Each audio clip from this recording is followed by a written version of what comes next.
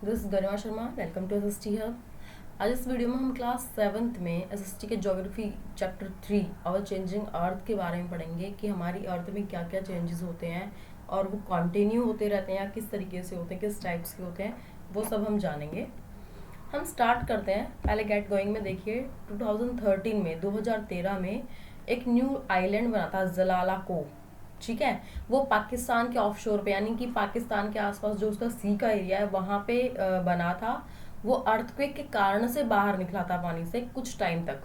वहाँ की जो जमीन है, वो लैंड है, वो ओशन के अंदर से बाहर आई थी अर्थक्वेक के कारण। यानी कि अर्थक्वेक के कारण वहाँ की जो लैंड थी वो राइज हो गई, ऊपर की तरफ उठ गई थी। और 24 सितंबर 2013 को अर्थक्वेक आया था। उसके बाद 2016 में वो लैंड जो था, वो जो आइलैंड बाहर निकला था, वो एकदम से डिसअपियर हो गया, एकदम से वहीं पे खो गया, ठीक है। वो पानी उसके ऊपर से दोबारा से आ गया और वो वहीं पे दोबारा समा गया। तो अर्थक्वेक के कारण हमारी जो लैंड है, हमारी जो अर्थ है, उसके ऊपर बहुत सारी मूवमेंट्स होती हैं। उन्हीं के बारे में हम पढ़ेंगे। We will read about volcano, earthquake and change in landforms. किस किस कारण से होते हैं, क्यों होते हैं, किस तरीके से होते हैं चेंज लैंड फॉर्म्स में, उन सब के बारे में पढ़ेंगे। हम स्टार्ट करते हैं। हम सब बहुत सारी चीज़ों को नोटिस नहीं करते जो हमारी अर्थ के अंदर कॉन्टिन्यूली चेंज होते रहते हैं, ठीक है। एक टाइम के बाद जैसे जैसे चेंज होते रहते हैं उनमें थोड़ा टाइम लगता है, लेकिन कुछ चेंजेस ऐसे होते हैं जो अचानक होते हैं, जैसे कि वोल्केनो इरप्शन या अर्थक्वेक।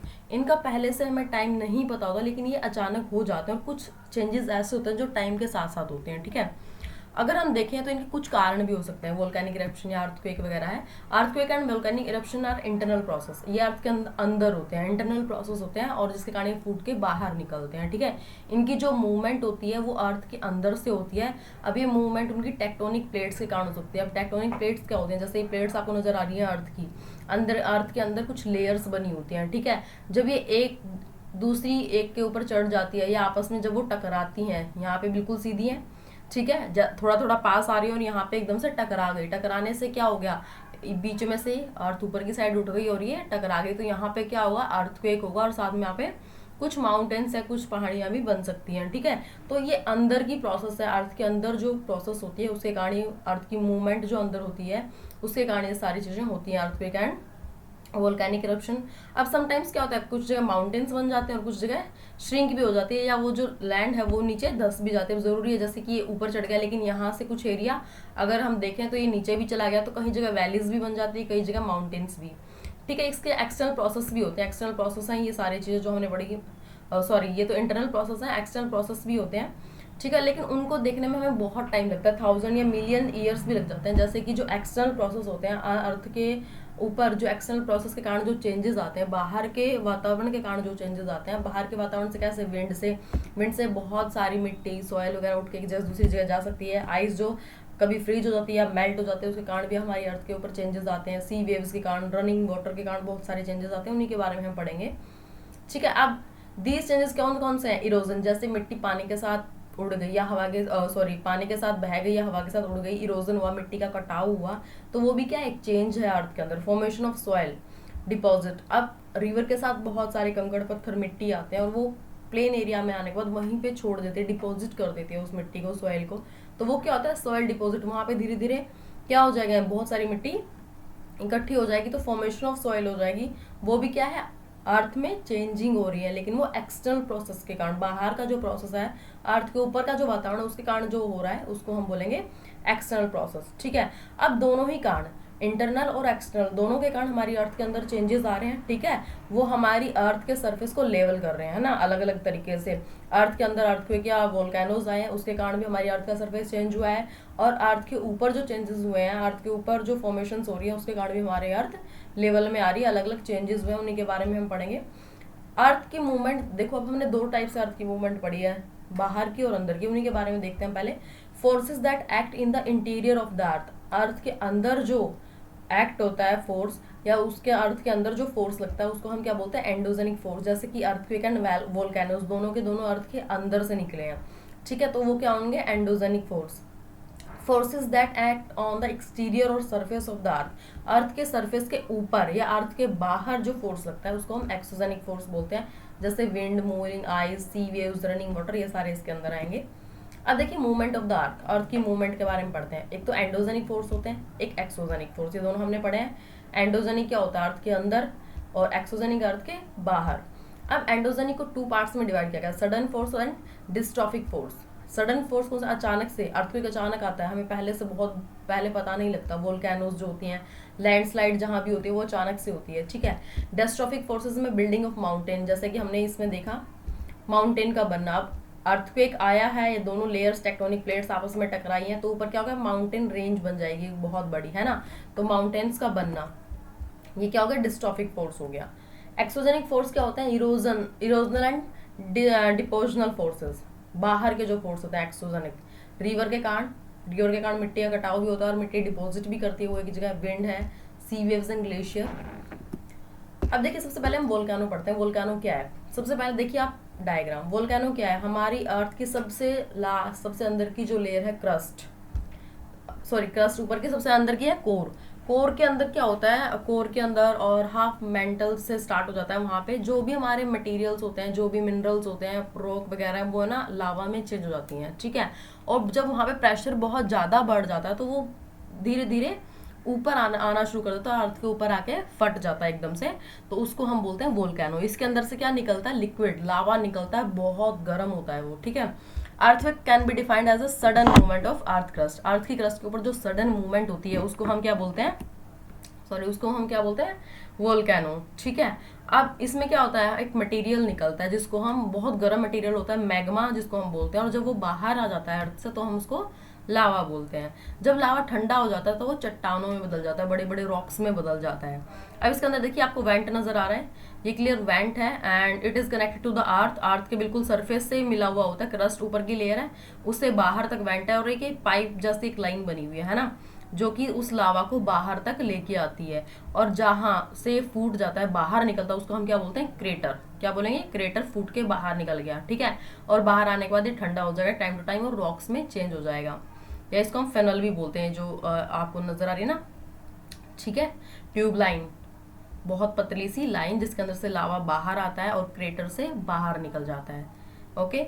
अब डू यू नो में देखिए वोल्केनोज जो हैं ओशियन के अंदर या ओशियन के फ्लोर पे भी फूट सकता है, या आइस केप्स पे भी। ऐसा नहीं होता कि जो समुद्र है वहां पे वोल्केनोज नहीं हो सकते, या जो आइस केप्स हैं, हिमालय वगैरह है, या हम बात करें कि ग्लेशियर जहाँ पे हैं, बर्फ जहाँ बहुत ज्यादा होती है, वहां पे भी वोल्केनोज हो सकते हैं। अब हम बात करते हैं earthquake. And earthquake can be defined as a sudden movement, जैसे कि वोल्केनो क्या है, वो भी सडन मूवमेंट है, अचानक से होता है। इसी तरीके से अर्थ भी क्या है, सडन मूवमेंट होती है, अचानक से होती है। अब ये कैसे हो सकते हैं, जैसे लेयर यहाँ पे है, ठीक है, ये लेयर्स आपस में टकराती हैं, और ये जहां पे टकराती है उसको हम, उस पॉइंट को क्या बोलेंगे, फोकस। क्या बोलेंगे, फोकस। अब ये फोकस बहुत सारे कारण से भी हो सकता है, कि उसके साथ साथ कोई लेयर टकराई हो, जैसे टेक्टोनिक प्लेट्स टकराई हो, या यहाँ पे कोई वोल्केनिक एक्टिविटी है तो भी ऊपर अर्थक्वेक आ सकता है आसपास, ठीक है। अब ये जो पॉइंट है उसको हम फोकस बोलेंगे, जहां से अर्थक्वेक स्टार्ट हुआ है, जहां से स्पेस और ये आपस में टकराई है, और उस पॉइंट से जब बिल्कुल सीधे ऊपर तक आ जाती हैं, अर्थ के बिल्कुल सरफेस तक आ जाती है, तो उस पॉइंट को जहाँ पे अर्थ का सरफेस मेन है उसके ऊपर बिल्कुल सीधे, उसको हम बोलेंगे एपी सेंटर। क्या बोलेंगे, एपी सेंटर। और यहाँ से ये वेव्स हैं क्या होती हैं, ये बटना शुरू हो जाती हैं, और जैसे जैसे दूर तक जाती हैं इनकी जो वेव्स हैं, जो सिस्मिक वेव्स होती हैं, ये जैसे जैसे दूर तक जाती हैं इनकी वाइब्रेशन कम होती चली जाती है ना। जैसे अगर हम फोन रखें यहाँ पे, अपने टेबल पे रखोगे फोन, टेबल पे रखने के बाद क्या होगा, जहां जब वो फोन रिंग करेगा तो जिस एरिया में वो है, जिसके ऊपर वो रखा, वहां पे वाइब्रेशन ज्यादा होगी, और टेबल के दूसरी साइड वाइब्रेशन धीरे धीरे कम हो जाती है। तो इसी तरीके से अर्थ के ऊपर जहाँ पे अर्थक्वेक आता है वहां ज्यादा हिलती है अर्थ, और धीरे धीरे वाइब्रेशन कम होती चली जाती है, वो फैल जाती है, ठीक है। कॉन्सेंट्रिक वेव्स हो जाती है, it's vibration spread out in the form of concentric waves. ये वाइब्रेशन कॉन्सेंट्रिक वेव की फॉर्म में बदल जाती है। आगे बढ़ते हैं, फ्रॉम द फोकस, फोकस से देखिए ये फोकस है, फोकस से ऊपर आई और कॉन्सेंट्रिक वेव्स में बदलकर दूर तक फैल जाएगी। जो स्ट्रेंथ होती है अर्थक्वेक की वो दूर तक जाते जाते कम होती चली जाती है, एपी सेंटर से जैसे जैसे दूर जाएगी, जैसे जैसे दूर जाएगी, मैंने अभी आपको दिखाया, एपी सेंटर से जैसे जैसे दूर जाएगी इसकी जो वाइब्रेशन है वो कम होती चली जाएगी, अर्थक्वेक कम होता चला जाएगा। समटाइम्स क्या होता है, अर्थक्वेक जो होता है बहुत ज़्यादा वायलेंट होता है, इसके कारण बहुत सारी बिल्डिंग या बहुत सारी जो लाइफ है, प्रॉपर्टी, उसका बहुत नुकसान होता है। लैंडस्लाइड भी होती है, एवलांचेस, बहुत बड़े बड़े रॉक्स का गिर जाना, ठीक है, वो भी बहुत होता है यहाँ पे, जो कि माउंटेन्स एरिया में होता है। जब माउंटेन एरिया में अर्थक्वेक आता है तो वहाँ पे लैंडस्लाइड और एवलांचेस बहुत ज़्यादा होते हैं। एवलांचेस भी लैंडस्लाइड का ही एक पार्ट है, इसमें बहुत बड़े बड़े रॉक्स या बहुत ज़्यादा स्पेस अपनी जगह से खिसक जाता है। ठीक है, कोस्टल एरियाज में भी अर्थक्वेक आ सकते हैं। अर्थक्वेक के कारण वहाँ पे ट्रिगर टाइडल, बहुत बड़े बड़े टाइडल, बहुत बड़ी बड़ी वेव्स आ सकती हैं। ठीक है, जो सुनामी में बदल सकती हैं, यानी कि वहाँ के आसपास का एरिया, पूरा प्रॉपर्टी वहाँ की और लाइफ भी बहुत नुकसान हो सकता है। अब उसको हम मापते कैसे हैं? अर्थक्वेक जो आता है हमें कैसे पता लगता है कि वो बहुत तेज आया, बहुत कम? ठीक है, उसको हम मापते हैं रिएक्टर स्केल में। किस में मापेंगे? रिएक्टर स्केल में। रिएक्टर स्केल उसको नापने की एक वो है, मेजर करने के लिए बनाया गया है अर्थक्वेक को। And the terminus of earthquake is recorded by an instrument called seismograph. ठीक है, रिएक्टर स्केल में हम उसको नापते हैं, लेकिन उसका नाम क्या है? सिस्मोग्राफ, है ना, जैसे आपको ये नजर आ रहा है। ये अर्थक्वेक को नापने के लिए एक इंस्ट्रूमेंट बनाया गया है, सिस्मोग्राफ, और इसको हम नापते हैं रिएक्टर स्केल में। मेजर करने की, जैसे हम स्केल लेते हैं, उसमें मीटर है या क्या है, तो जैसे हम स्केल के अंदर, स्केल क्या होगा? सिस्मोग्राफ, और मीटर वगैरह क्या हो गया? Richter scale. ठीक है, रिएक्टर स्केल में हम उसको मापते हैं। अब अगर अर्थक्वेक 6 रिएक्टर स्केल से ज़्यादा होता है तो वो बहुत ज़्यादा डेंजरस होता है, और 6 से कम अगर वो कहीं पे एरिया पे है तो वो ठीक होता है, मतलब नॉर्मल होता है, लेकिन उसमें प्रॉब्लम होती है, वहाँ पे नुकसान होता है, लेकिन बहुत ज़्यादा नहीं। अब प्रिकॉशंस क्या हो सकती हैं? देखिए, हमें पता नहीं कि अर्थक्वेक कब आएगा, कहाँ आएगा, तो उससे हम बच तो नहीं सकते, क्योंकि उसको हम प्रेडिक्ट नहीं कर सकते, हमें पहले से पता नहीं लगता कि वो आएगा या नहीं। अब उसको मिनिमाइज किया जा सकता है कुछ चीज़ों को फॉलो करके, जैसे कि आप जहाँ पे भी हो सेफ स्पॉट पे रहें, या से आसपास जो भी आपके टेबल वगैरह, अगर वहाँ पे अर्थक्वेक आया है तो टेबल के नीचे बैठ जाएं, किचन काउंटर के नीचे, या डेस्क वगैरह के, अगर आप घर पे या स्कूल में हो तो। ठीक है, इलेक्ट्रिसिटी सर्किट से दूर रह सकते हो, इलेक्ट्रिक वायर से दूर रह सकते हो, मिरर, विंडो, पिक्चर फ्रेम वगैरह हैं, या मूविंग व्हीकल्स हैं, एलिवेटर हैं, इन सब चीज़ों से आप दूर रहेंगे तो आप अपने आप को सेव कर सकते हैं। स्कूल के अंदर वर्कशॉप्स भी दी जा सकती हैं अर्थक्वेक के ऊपर, मॉक ड्रिल्स करवाई जाती है बच्चों से, कि अगर अर्थक्वेक आ जाता है तो किस तरीके से बचा जाना चाहिए। बच्चों को डेस्क के नीचे बैठा दिया जाता है ना, या फिर अगर बाहर बच्चे हो तो उनको बिल्डिंग से दूर रहने के लिए कहा जाता है। अब देखिए, केस स्टडी पढ़ते हैं अर्थक्वेक की। अर्थक्वेक गुजरात में आया था 26 जनवरी 2001 में, 26 जनवरी 2001 को भुज, गुजरात के अंदर एक जगह है भुज, वहां पे अर्थक्वेक आया था। और ये अर्थक्वेक 88:45 यानी कि सुबह 8:45 पे आया था, 8:45 बजे। इसका एपिसेंटर भुज था, यानी कि जो फोकस है भुज के बिल्कुल नीचे था, और भुज जो जगह थी वो इसका एपिसेंटर था। रिएक्टर स्केल में जब इसको नापा गया इस अर्थक्वेक को, तो 6.9 था। 6 से ज़्यादा जो होता है वो डेंजरस होता है, तो एक 6.9 था। हालांकि ये जो अर्थक्वेक आया था इसकी ड्यूरेशन सिर्फ 1 मिनट थी, लेकिन 1 मिनट में इसमें बहुत प्रॉब्लम हुई थी। फोन लाइन सारी कट गई थी, वाटर पाइपलाइन सब खत्म हो गया था, पावर स्टेशन खत्म हो गए थे, बहुत सारी बिल्डिंग्स टूट गई थी, लोग 50,000 से ज़्यादा लोग मर गए थे, और हजारों लोग मतलब होमलेस हो गए थे, उनके जो घर है वो सब टूट गए थे। और 1 मिनट के अर्थक्वेक के कारण बहुत ज़्यादा तबाही हो गई थी। ठीक है, और इससे बहुत सारे स्कूल्स भी अफेक्ट हुए थे, बहुत सारे स्टूडेंट्स एंड टीचर्स स्कूलों के अंदर ही मर गए थे, स्कूल की बिल्डिंग गिर गई थी। ठीक है, तो 1 मिनट के अर्थक्वेक ने वहाँ पे सब कुछ हिला के रख दिया था, ये बहुत ज़्यादा खतरनाक था वहाँ पे।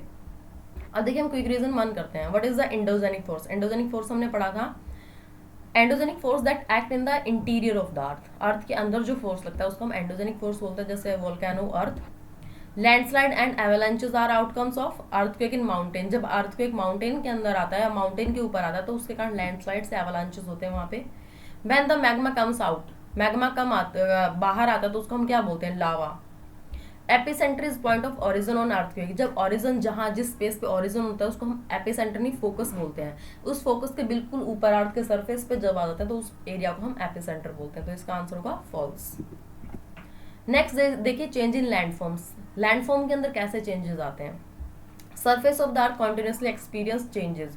हमारी अर्थ का सरफेस हमेशा कॉन्टिन्यू चेंजिंग देखता रहता है, होती रहती है उसके अंदर चेंजेस। अब 2 कारण से होती है, वेदरिंग या इरोजन, है ना। लैंडफॉर्म्स के अंदर या तो वेदरिंग होती है, इरोजन। वेदरिंग क्या होती है? जब बहुत बड़े बड़े रॉक्स टूट जाते हैं आपस में, है ना। देखिए आप, बहुत बड़े बड़े रॉक्स आपस में टूट जाए तो वेदरिंग के कारण होता है। It is breaking down of rocks on the surface of the earth due to action of wind, heater और आइस। बहुत तेज हवा, हीटर या आइस बहुत ज्यादा वहां पे जम गई जिसके कारण उनमें क्रैक आ गया है, तो वो होता है वेदरिंग।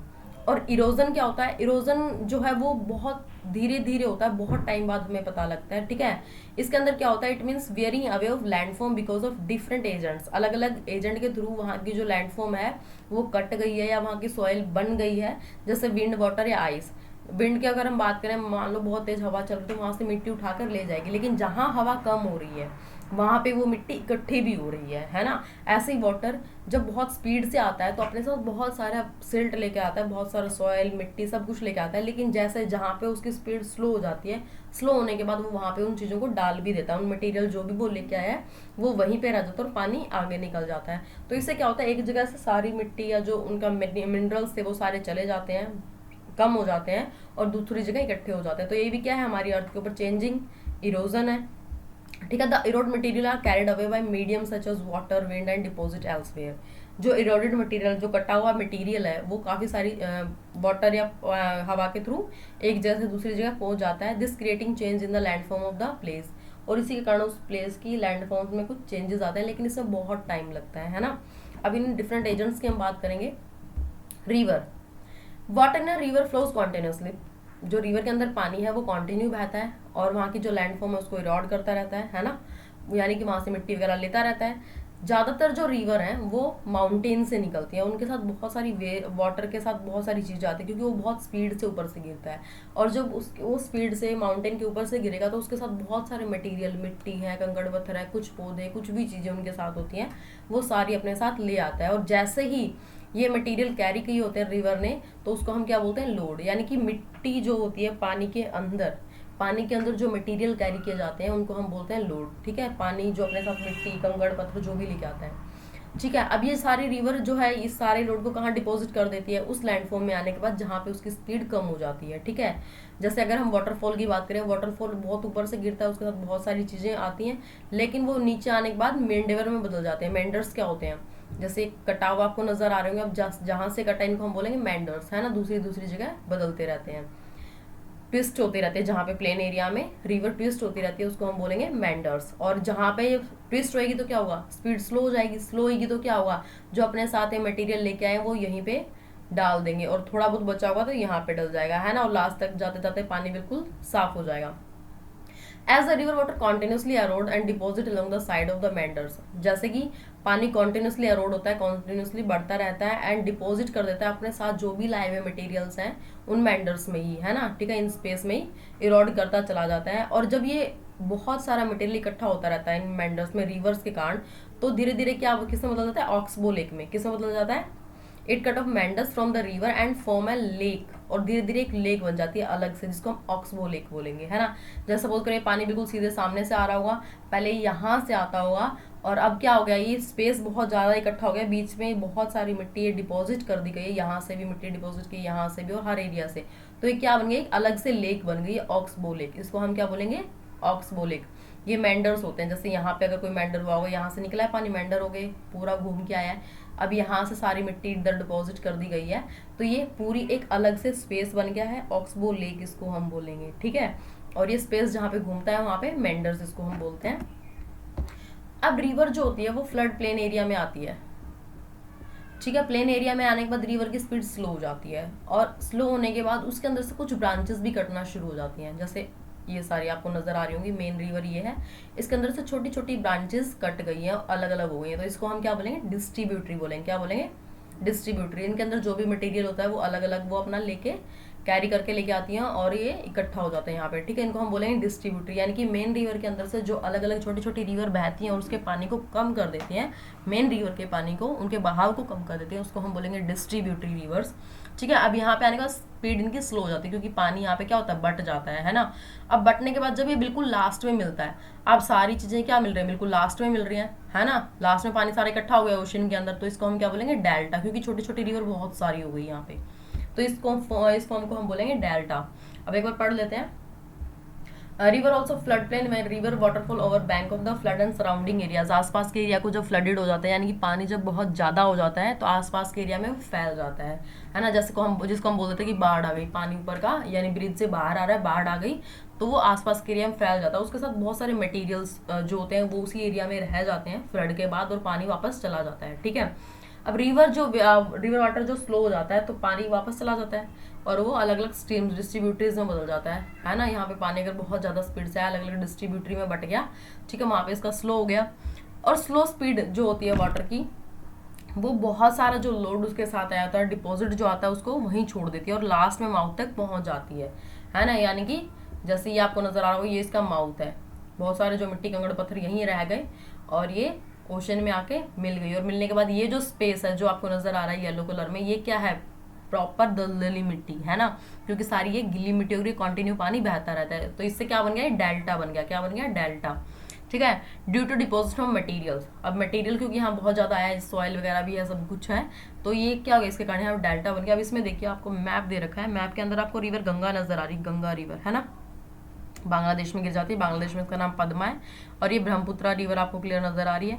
अब ये दोनों यहाँ मिल गई तो उससे पहले आप देखिए छोटी छोटी नदियां जो गंगा में आके मिल रही हैं, जो मिलती हैं उनको हम ट्रिब्यूटरीज बोल देते हैं, और जो अलग हो जाती है उनको हम डिस्ट्रीब्यूटरी बोलते हैं। ठीक है, अब यहाँ मिलने के बाद छोटी छोटी नदियां बहुत सारी हो गई, ये बहुत बड़ा डेल्टा बन गया जैसे आपको ये नजर आ रहा है। ठीक है, ये डेल्टा बन गया, लेकिन ये ज्यादातर डेल्टा बांग्लादेश में और थोड़ा सा पार्ट हमारी इंडिया में है। सुंदरबन के डेल्टा का थोड़ा सा पार्ट हमारे इंडिया में और ज्यादातर बांग्लादेश के अंदर है। अब हम पढ़ते हैं सी वेव्स के बारे में। सी वेव्स क्या होते हैं, changing landform along the coastal area में, यानी कि जहाँ पे समुद्र की सीमा लगती है, समुद्र लगता है, उन एरियाज में जो चेंजेस होते हैं लैंडफॉर्म्स में, वो सी वेव्स के कारण होते हैं। सी वेव्स क्या होते हैं, कॉन्टिन्यू आती रहती हैं और बड़े चट्टान या रॉक पे लगती रहती हैं। जैसे अगर आप ये देखें, बहुत बड़ा चट्टान है, उसके ऊपर बार बार सी वेव्स आएंगी और लगती रहेंगी कॉन्टिन्यू, है ना। कॉन्टिन्यू लगेंगे तो क्या होगा, इनके अंदर कुछ क्रैक हो जाएंगे, कई जगह क्रैक हो जाएंगे, और क्रैक पे भी बार बार आके लगेंगे। सी वेव्स बहुत स्पीड से आती हैं, टाइम टू टाइम, बहुत टाइम के बाद वो क्या होगी, वो जो क्रैक्स हैं किस में बदल जाएंगे, सी केव्स में बदल जाएंगे, ये गुफाएं सी बन जाएंगी, है ना। और जब ये गुफा बन जाएंगे और फिर भी आते रहेंगे कंटिन्यू, तो ये गुफा थोड़ी सी गहरी हो जाएगी, यानी कि स्पीड इसके अंदर हो जाएगी और स्पेस इसमें ज्यादा हो जाएगा, तो इसको हम बोलेंगे आर्क। क्या बोलेंगे, आर्क। जब वो बड़ी हो जाती है तो उसको हम सी के उसको आर्क बोलेंगे। और फिर भी जब पानी कंटिन्यू आता रहता है, थोड़ा और टाइम बीतता है, तो वहां पे बहुत इरोजन हो जाता है, वो आर्क की जो ऊपर की छत है वो टूट जाती है ना, और वो अलग से एक अलग से और एक अलग से इस तरीके से हो जाते हैं दोनों साइड। तो जैसे देखिए आप, ये इसको हम बोलेंगे सी स्टैक। क्या बोलेंगे, सी स्टैक। ना तो इसके ऊपर से कुछ मिल रहा है इधर से, और ये बिल्कुल अकेली अलग सी खड़ी है। ठीक है, अब सी क्लिफ के बारे में हम पढ़ ही चुके हैं। सी क्लिफ क्या होता है, बहुत ही रॉकी फॉर्मेशन होती है, बहुत बड़ी समुद्र किनारे बहुत बड़ी चट्टान या पत्थर हम बोल सकते हैं, इस टाइप के होते हैं, जो कि सी वाटर के अंदर होते हैं। ठीक है, इन्हीं के ऊपर बार बार आके पानी लगता है, उससे केव्स बनती हैं। केव्स में भी बार बार जब वेव्स लगेंगी तो वो किस में बदल जाएंगे, आर्क में। और फिर भी थोड़े टाइम के बाद जब वो वेव्स कंटिन्यू लगती रहेंगी तो वो सी स्टैक में चेंज हो जाती हैं। ठीक है, branches are formed as a result of sea waves. अब ये जो ब्रांचेस बनती हैं या ये जो इनकी फॉर्मेशन हो रही है, लैंडस्लाइड सॉरी लैंडफॉर्म्स जो चेंज हो रहे हैं, देखिए सी क्लिफ से सी केव्स और सी केव से सी स्टैक, तो वो किसके कारण हुए हैं, सी वेव्स के कारण। ये भी लैंडफॉर्म चेंज है। अब देखिए आइस की अगर हम बात करें, ये ग्लेशियल मोराइन। ठीक है, ग्लेशियर्स जो होते हैं वो रिवर ऑफ आइस जिसको हम बोलते हैं, यानी कि बर्फ की नदियां, उनको हम क्या बोलते हैं, ग्लेशियर, जिनके ऊपर कंटिन्यू इम्पैक्ट पड़ता रहता है, यानी कि उनके अंदर जो पत्थर वगैरह होते हैं वो कंटिन्यू नीचे दब जाते हैं और वो स्पेस बहुत ज़्यादा हो जाता है। जब वहाँ पे बर्फ जमती है तो वो स्पेस सारा भर जाता है, लेकिन जैसे जैसे समर आएगी या गर्मियाँ आती हैं, गर्मियाँ आने के बाद क्या होता है, आइस मेल्ट हो जाती है, और मेल्ट होने के बाद वहाँ का जो एरिया होता है, वो जो स्पेस होता है, जो गड्ढा वहाँ पे था, जो हॉल वहाँ पे था, उसके अंदर क्या होता है, पानी भर जाता है ना। वहाँ पे जो भी गड्ढा वगैरह होगा, पहले उसके अंदर बर्फ होती है, लेकिन जैसी गर्मी आएंगी तो बर्फ पिघल जाएगी और वो वहाँ पे पानी भर जाएगा, तो उसको हम क्या बोलेंगे, लेक। ठीक है, वो एक लेक में बदल जाता है। और लेक में बदलने के बाद जो वहाँ पे उस आइस के अंदर जितने भी मटेरियल होंगे वो सारे हमें वहाँ डिपॉजिट मिल सकते हैं, यानी उसी पानी के अंदर वो सारे मटेरियल मिल सकते हैं, तो उसको हम क्या बोलेंगे, ग्लेशियल मोराइन। यानी कि ये जैसे आपको नजर आ रहा होगा कि अगर सर्दियां बहुत ज्यादा होती है, यहाँ पे पूरे में बर्फ जम जाती है, तो हमें पता नहीं लगता कहाँ पे क्या है, लेकिन जैसे ही गर्मियाँ आएंगी तो जहाँ पे भी होल्स होंगे रॉक के अंदर, चट्टानों के अंदर या आर्ट में जो भी जहाँ पे स्पेस पे वहाँ पे रॉक होंगे, वहाँ पे आइस पिघल कर पानी भर जाएगा, जिनको हम लेक बोलते हैं। ठीक है, अब हम पढ़ते हैं विंड। देखिए, विंड भी हमारे लैंडफॉर्म्स को चेंज करती है। ठीक है, अगर हम डेजर्ट एरिया की बात करें तो उसके अंदर सैंड पार्टिकल बहुत ज्यादा होते हैं, यानी कि हल्की सी भी अगर वहाँ हवा चले तो बहुत दूर तक, बहुत डिस्टेंस तक वो सैंड पार्टिकल्स को लेके जा सकती है, एक ही जगह से मिट्टी को उठाकर दूसरी जगह तक लेके जा सकती है। हार्ड रॉक्स भी वहाँ पे होते हैं, वेजिटेशन एंड हिलॉक्स भी पाए जाते हैं। अगर हम विंड की बात करें या एयरफॉल्स की बात करें, वहाँ पे एयरफॉल जो भी होते हैं, तो वो क्या होता है, देखिए आपको इसमें नजर आ रहा होगा मशरूम रोग। इसमें क्या होता है, कंटिन्यू हवाएं चलती हैं और हवाएं अपने साथ जो हल्की मिट्टी होती है, जो सैंड होती है, उन पार्टिकल्स को उठा के यहाँ से ले जाती है, और लास्ट में बचता क्या, इस टाइप की कुछ शेप बजाती है, इसको हम बोलते हैं मशरूम रोग। ये किसके कारण होती है? विंड के कारण। जब हवा चलती है तो उसके कारण डेजर्ट एरिया में पाई जाती है। ठीक है, अगर हम एग्जांपल लें एरोजन ऑफ विंड, विंड से इरोजन जो होता है वहाँ पे वो मशरूम रॉक को में बदल देता है वहाँ के एरिया को, यानी यहाँ पे जो पहाड़ वगैरह हुए होंगे आसपास के पार्टिकल्स मिट्टी ले गई और इस टाइप की शेप यहाँ पे छोड़ दी। ठीक है, तो इस टाइप से बदल जाता है। Section of rocks get erode by wind thus giving the rock narrow base and wider top. जिससे क्या होता है, नीचे की मिट्टी को ले जाते हैं तो वाइडर टॉप हो जाता है एंड नैरो बेस रहता है इनका। Light grains of sand are carried by the wind. Light grains जो हल्के फुल्के ग्रेन्स होते हैं उनको मिट्टी हवाएं अपने साथ ले जाती हैं बहुत दूर तक डिस्टेंस पे। ठीक है, और वहाँ डिपॉजिट कर देती हैं और वहाँ की फॉर्मिंग को जो है वहाँ पे लॉस हो जाता है। For example loess plain of China. अब यहाँ पे देखिए ये जो चाइना का एरिया है यहाँ पे क्या होता है, मिट्टी उठ के आई हुई होती है, यानी कि उड़ के हवा अपने साथ यहाँ पे मिट्टी लेकर आई है। जैसे अगर हम बात करें मशरूम लोग यहाँ के आसपास की मिट्टी उड़ा के जब धीरे धीरे उड़ जाती है तो यहाँ पे लॉस प्लेन एरिया में जहाँ पे वो जाएगी वहाँ पे लॉस प्लेन एरिया बन जाता है। जैसे चाइना का ये लॉस प्लेन एरिया, यहाँ की जो मिट्टी है वो दूसरी जगह से उड़ के आई हुई है। एक बार और देख लीजिए विंड क्या होती है। विंड जब चलती है तो डेजर्ट एरिया में वो सॉइल यानी कि हल्के पार्टिकल्स सैंड पार्टिकल्स को उठा के अपने साथ ले जाती है और उससे नीचे का बेस जो होता है वो नैरो बच जाता है, थोड़ा छोटा बच जाता है, और जो टॉप होता है वो वाइड हो जाता है, चौड़ा टॉप बन जाता है। तो मशरूम टाइप की वहाँ पे एक शेप बन जाती है हवा के कारण। और जो हवा के कारण यहाँ से पार्टिकल्स उड़ के गए होते हैं जिस एरिया में वो जाते हैं वहाँ पे लोएस्ट प्लेन एरिया उसको बोलते हैं। जैसे चाइना में जगह जो है ये, यहाँ पे क्या होता है अलग अलग जगह से पार्टिकल्स उठ के आए हुए होते हैं, उड़ के आए हुए होते हैं वो यहाँ के इकट्ठा हो जाता है क्योंकि यहाँ के हवा का जो बहाव है वो स्लो हो जाता है। ठीक है, तो उसको हम बोलेंगे लोएस्ट प्लेन ऑफ चाइना। अब देखिए quick region 2, what is weathering. Weathering क्या है? It is break down of rocks, rock का टूटना अर्थ के सरफेस पे action of wind and heater के कारण या फिर आइस के कारण। हवा बहुत तेज है, गर्मी बहुत ज़्यादा है या आइस बहुत ज़्यादा है जिसके कारण उनके रॉक्स में क्रैक आ गया, उसको हम बोलते हैं weathering. Most of rivers originated from, ज़्यादातर रिवर कहाँ से निकलती हैं? माउंटेन से। Sea waves cause crack to develop in the rocks. ठीक है, सी वेव्स क्रैक बना करती हैं रॉक्स के अंदर। क्या स्टेटमेंट ट्रू है? बिल्कुल ट्रू है। सी वेव्स के कारण ही जो रॉक वहाँ पे हैं, जो चट्टाने हैं, जो पहाड़ से वहाँ हैं कोस्टल एरियाज में, उनके अंदर क्रैक आते हैं। ठीक है, dash are rivers of ice, glaciers are rivers of ice. Mushroom rock is an example of erosion by water. Mushroom rock water के कारण नहीं होता, विंड के कारण होता है। तो स्टेटमेंट क्या होगी? False. Thanks for watching my video, students. Please do like, comment, share and subscribe if you like this video. Thank you.